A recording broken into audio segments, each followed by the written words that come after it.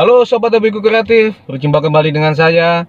Di video saya kali ini, saya akan mengajak teman-teman untuk berjalan-jalan ya, sambil melakukan pembuktian mengenai konsumsi Innovaribon ya. Di video-video saya sebelumnya, saya sudah memberikan pembuktian, walaupun terpotong-potong ya, tidak secara penuh videonya dalam waktu perjalanan. Kali ini, saya akan melakukan perjalanan full video. Jadi ada dua video ya, satu yang mengarah langsung ke MID dan satunya langsung ke jalan. Jadi teman-teman bisa melihat kondisi jalan yang saya lalui dan MID-nya. Mungkin di antara teman-teman masih ada yang ragu ya, kok bisa Innovaribon bisa di atas 11 km per liter dengan menggunakan power mode? Apakah tidak dimanipulasi MID-nya atau perjalanannya sepotong-sepotong ya. Saya kira-kira ini perjalanannya sekitar 30 kiloan lah ya. Saya tidak melakukan metode full to full ya, karena tangki mobil saya juga lagi tidak penuh. Tapi saya berdasarkan MID saja. Saya akan reset MID-nya 0 dan average-nya juga saya reset menjadi 0, supaya teman-teman nanti bisa tahu ya. Tetapi ada beberapa kilometer aja yang saya nanti gambarnya akan blur, kecuali MID-nya ya, karena berkaitan dengan privasi tempat kerja saya ya. Oke, simak ya video ini, jangan skip, supaya teman-teman dapat percaya apa yang sudah saya lakukan, dan saya yakin teman-teman juga pasti bisa melakukan. Jadi kalau misalnya ada teman-teman juga ya, ada yang komen tempo hari juga, oh AC-nya nggak dinyalain itu. Nggak mungkin, ini Surabaya dan perjalanan saya itu kan setiap hari Surabaya Jombang ya. Bayangin kita nggak pakai AC, dan juga terdengar kan di kabin itu kecepatan 100 km kalau nggak menggunakan AC itu ya pasti anginnya wus wus wus wus ya, pasti terdengar itu ya. Jadi nggak relevan juga. Apa yang saya bagi ini ambil positifnya ya. Jadi setiap mobil mungkin berbeda, setiap karakter pengemudi juga berbeda, setiap jalan yang dilalui juga berbeda, kondisi mesin juga berbeda ya, dan penunjang-penunjangnya juga berbeda. Tapi harus diketahui bahwa mobil saya ini standar masih ya, sudah pernah saya bahas sebelumnya, oli yang saya gunakan apa aja, BBM yang saya gunakan apa aja. Dan terima kasih ya bagi teman-teman yang sudah support channel Hobiku Kreatif. Silakan support ya bagi yang belum, di bawah ini. Dukung terus channel ini supaya saya dapat memberikan tips, trik, tutorial maupun review yang bermanfaat bagi teman-teman.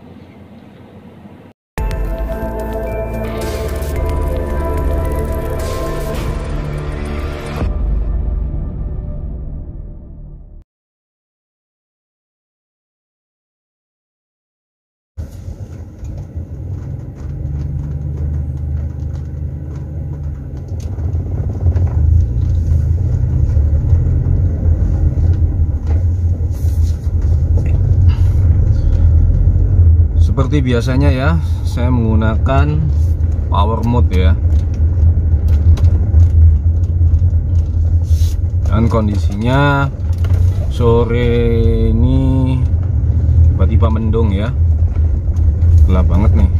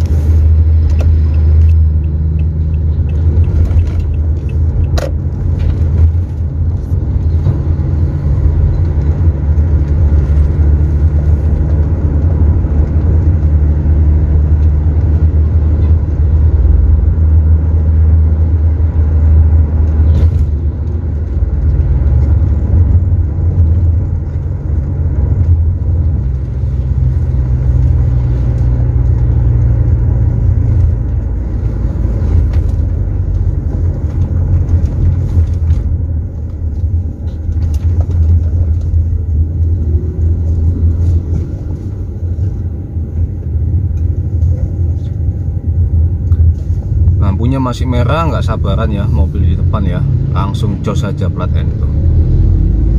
Bahaya. Sabar bos.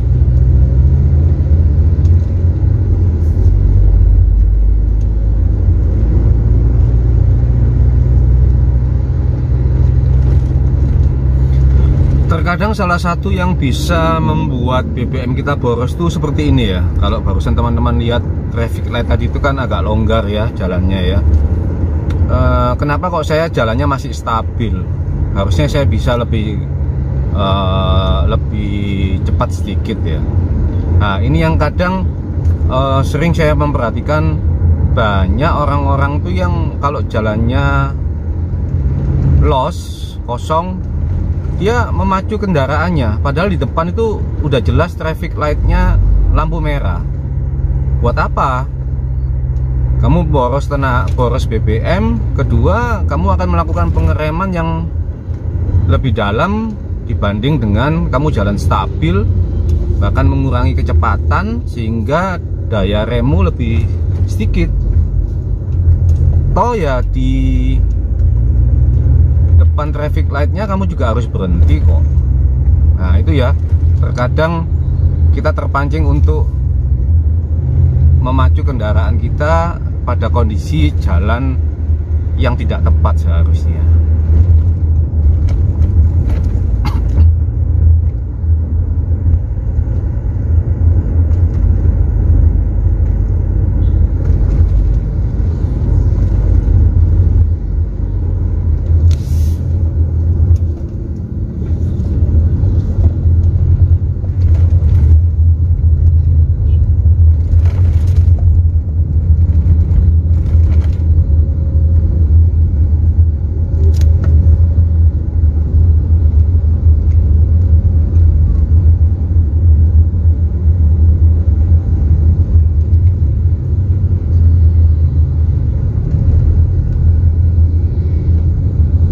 Saya akan melakukan perekaman sekitar mungkin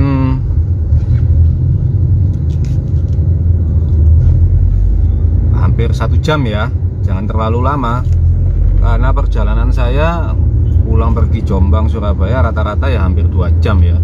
Jadi saya singkat aja, tapi ini tidak diputus, cuma diambil separuhnya aja ya. Nanti bisa disimpulkan sendirilah.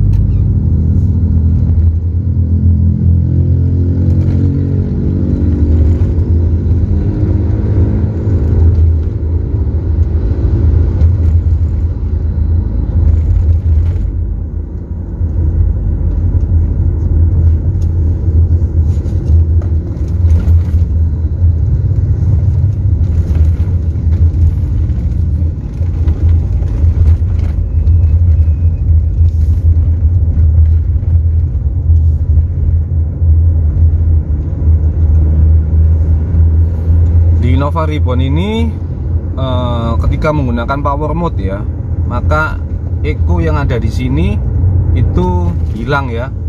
Kalau menggunakan eco mode maupun normal masih ada indikator eco, tapi ketika menggunakan power mode maka indikator eco itu hilang. Nah, teman-teman bisa melihat ya bagaimana cara mengemudi saya, apakah termasuk pelan. Kita lihat situasi jalan ya, itu yang pertama. Dan yang kedua, sebisa mungkin lakukan cara mengemudi yang stabil. Selain menghemat BBM, juga lebih nyaman menurut saya ya. Dan ketiga, akan memperpanjang umur kanvas rem ya.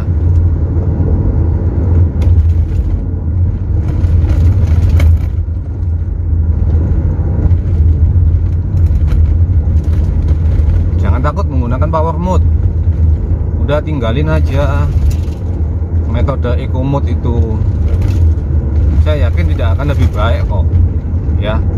Dan tarikan pasti berat dan kita pasti merasa tidak nyaman ya, malah menggunakan EcoMood di Innova Reborn itu ya.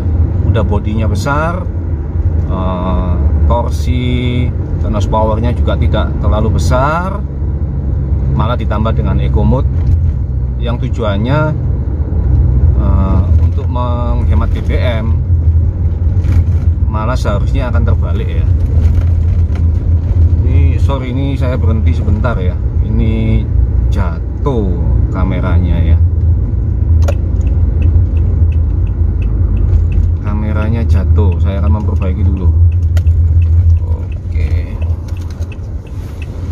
tidak akan saya skip ya, karena memang kameranya jatuh ini ya, akan saya. Oke, kita lanjut.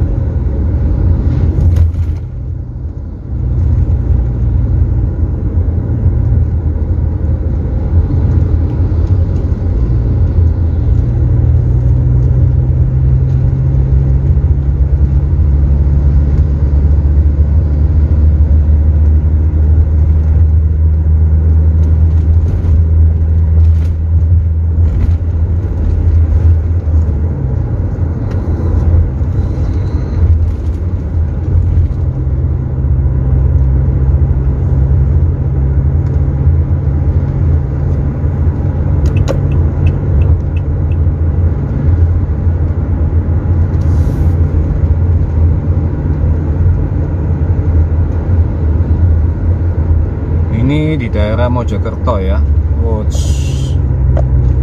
Bahaya sekali.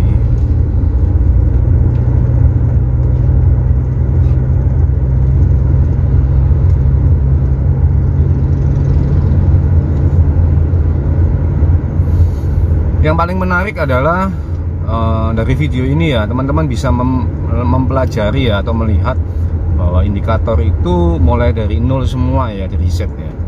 Dan kenaikannya itu tidak langsung 13 km atau 15 km per liter, tapi dia mulai merangkak ya, dari 0 ke 4 dan seterusnya ya, dan terkoreksi semakin positif ya.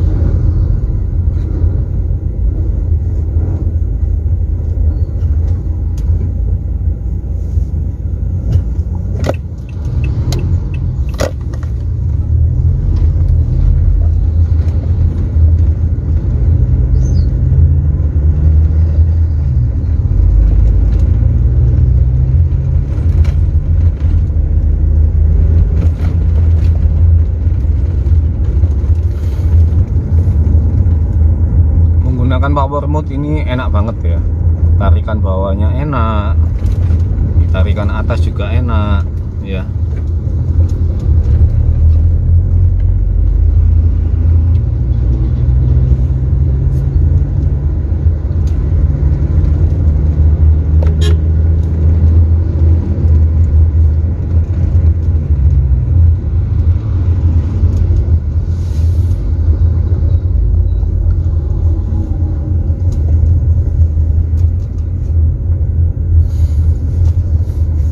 Jadi indikator di MID itu average-nya bisa naik turun ya. Jadi dia bisa naik, dia bisa turun tergantung kondisi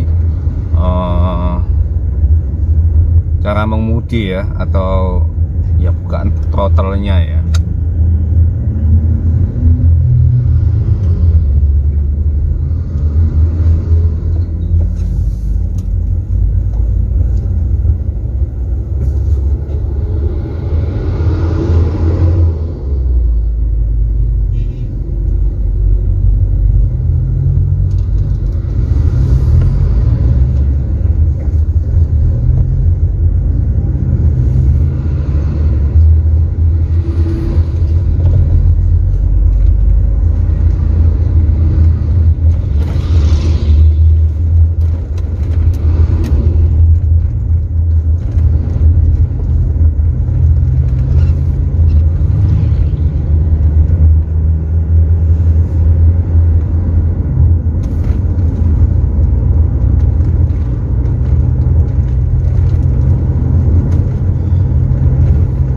Ada beberapa tipe cara mengemudi yang saya amati ya.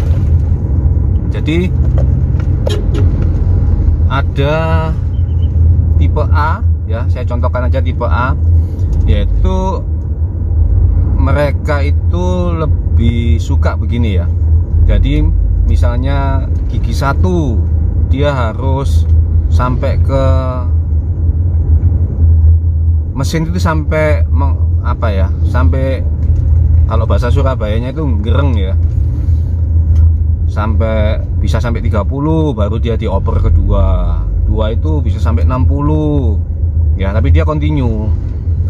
Nah, ada tipe B yang dia itu kalau di gigi 2 itu ya biarin di gigi 2 aja sampai panjang, tidak dioper-oper. Atau gigi 3 dibiarin sampai panjang baru dioper ya. Ada yang tipe C itu berdasarkan RPM tertentu, dia harus bisa mencapai RPM 4 baru diganti. Ini untuk yang manual ya. Ada yang tipe berapa tadi, udah D ya. Udah tipe berikutnya adalah dia merasa kalau sudah di gigi dia bisa feeling ya, oh ini saya harus masuk kedua, harus masuk ketiga. Itu tidak berdasarkan dari RPM-nya harus mencapai sekian atau KPJ-nya harus mencapai sekian, enggak. Tapi bisa berdasarkan feeling dari mesin ya.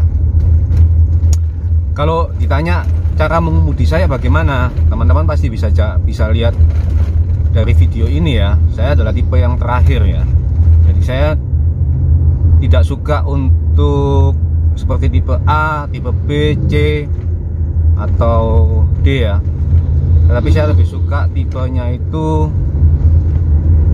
yang merasakan feeling dari mesin. Jadi ini saya menggunakan persneling 3 ya, transmisi 3 ya.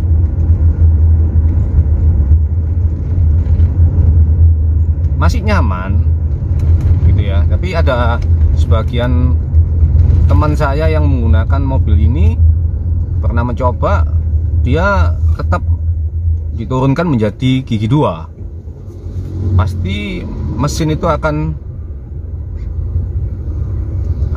gereng ya dia ya, mesinnya ya. RPM akan naik secara otomatis di gigi 2 ya. Itu akan mempengaruhi konsumsi BBM, jelas ya, akan mempengaruhi konsumsi BBM. Jika teman-teman pingin yang sederhana ya, mengikuti mengikuti eco ya, indikator eco untuk perpindahan giginya ya. Tetapi kalau ketika menggunakan power mode kan sudah nggak ada, berarti harus menggunakan feeling. Pertanyaannya, apakah signifikan perbedaannya dengan cara mengemudi seperti itu? Menurut saya ya, karena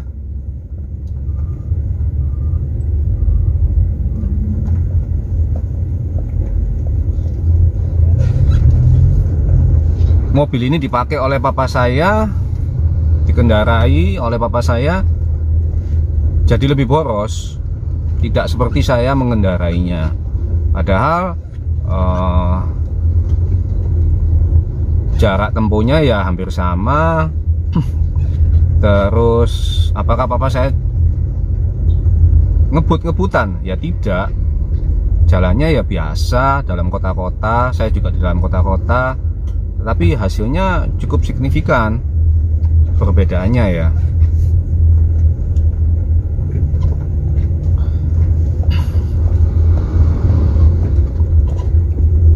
Jadi cara mengemudi itu sangat menentukan ya. Di samping kondisi mesin, mobil, dan penunjangnya ya, seperti oli, seperti BBM-nya menggunakan jenis apa.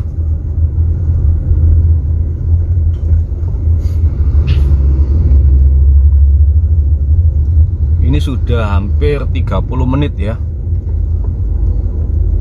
Masih jalan 19 kilometer. Artinya jalan yang saya lalui ini bukanlah jalan yang sepi ya, tetapi jalan yang ya semi padat.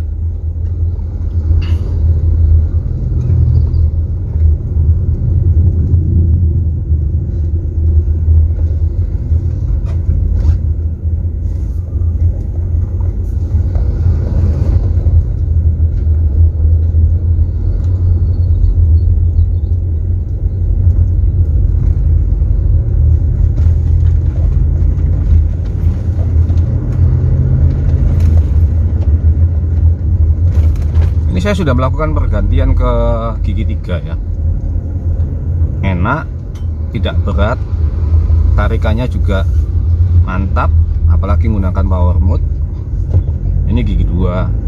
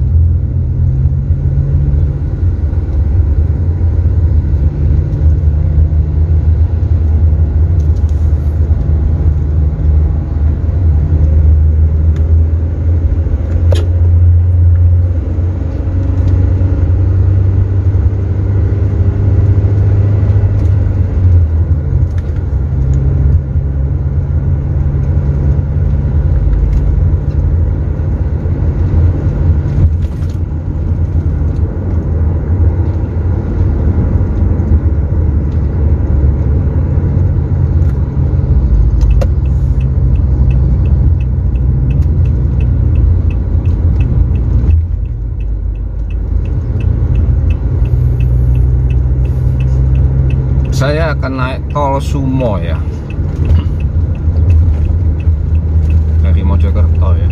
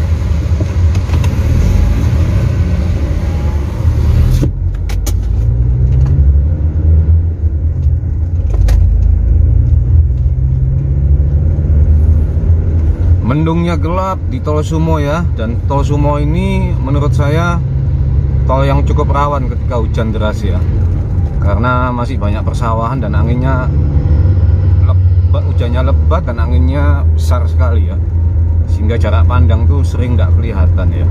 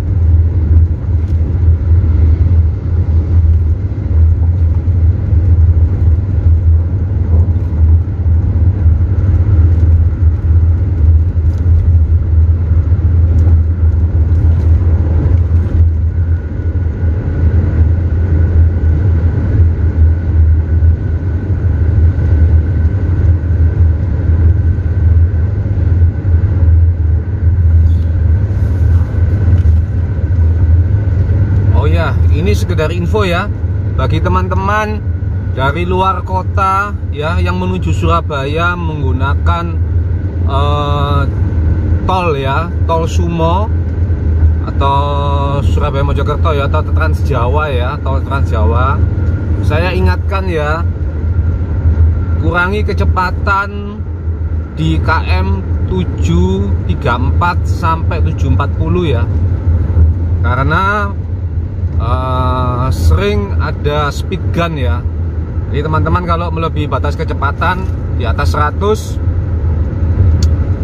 seringnya teman-teman nanti akan dicegat di exit tol Warugunung ya, yang mau menuju ke Surabaya, dan pasti kena tilang itu ya.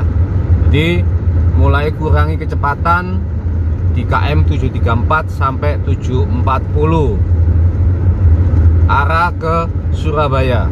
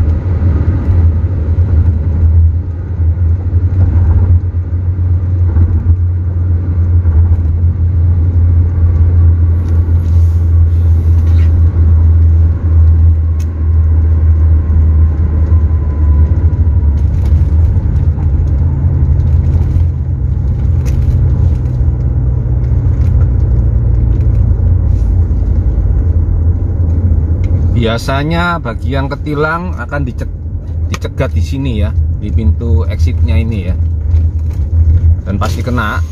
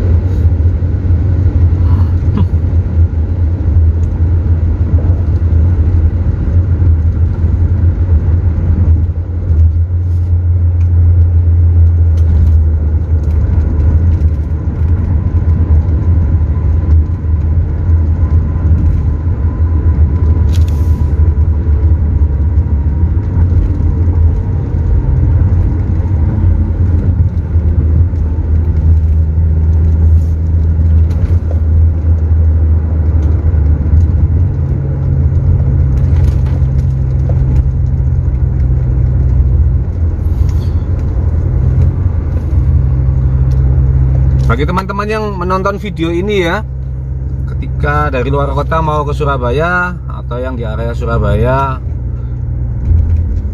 boleh kontak-kontak ya. Jadi kita bisa sharing pengalaman, kita bisa saling berbagi yang positif ya, supaya mobil Innova Reborn bensin ini yang dicap boros ternyata bisa hemat ya. Teman-teman bisa lihat sendiri ya, setiap perjalanan saya tadi tidak ada yang di skip, semua real. Dari perjalanan bawah maupun dari tol, speed saya juga mengikuti aturan di tol, jadi tidak mengada-ada. Dan saya juga jalan sampai 120, sempat 140. Dan hasilnya sekarang MID-nya 13,3 ya. Ini sudah masuk ke dalam kota.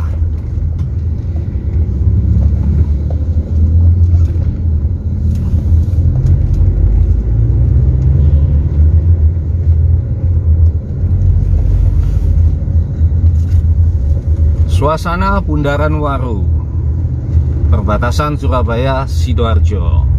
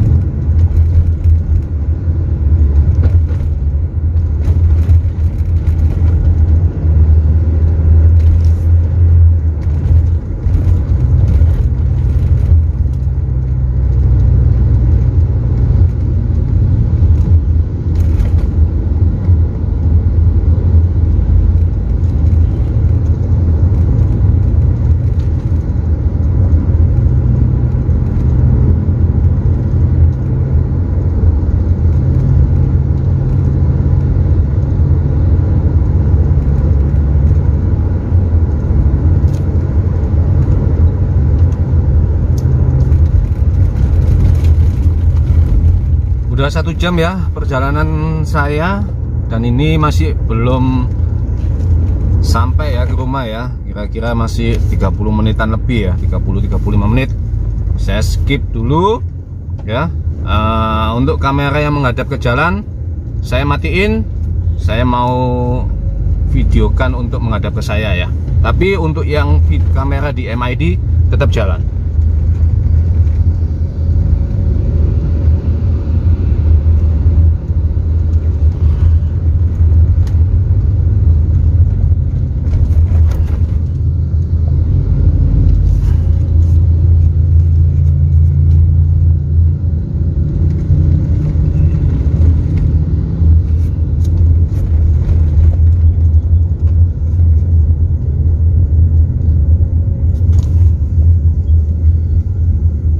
Oke teman-teman ya, bisa dilihat ya dari video yang saya buat ini bahwa sampai detik ini MID-nya average full ekonominya adalah 13,4 km per liter dengan jarak tempuh sekitar 65,3 km ya. Jadi teman-teman bisa mereview lewat video saya ya, dan memberikan komen di mana saya berbagi atau sharing pengalaman dan pengetahuan kepada teman-teman ya, bagaimana untuk mengkoreksi bahwa Innova Reborn bensin itu tidak seboros apa yang kita pikirkan ya. Jika kita bisa memperbaiki, ada beberapa faktor yang bisa kita perbaiki. Dukung terus ya channel Hobiku Kreatif. Jangan lupa subscribe, like, and comment. Dan semoga video ini bermanfaat bagi teman-teman, khususnya yang memiliki Innova Reborn bensin. Mesin saya masih standar ya, tidak diapa-apain. Saya menggunakan oli 0W 20 ya, 0W20, encer sekali. Dan memang itu sebetulnya direkomendasikan untuk Innova Reborn bensin ya.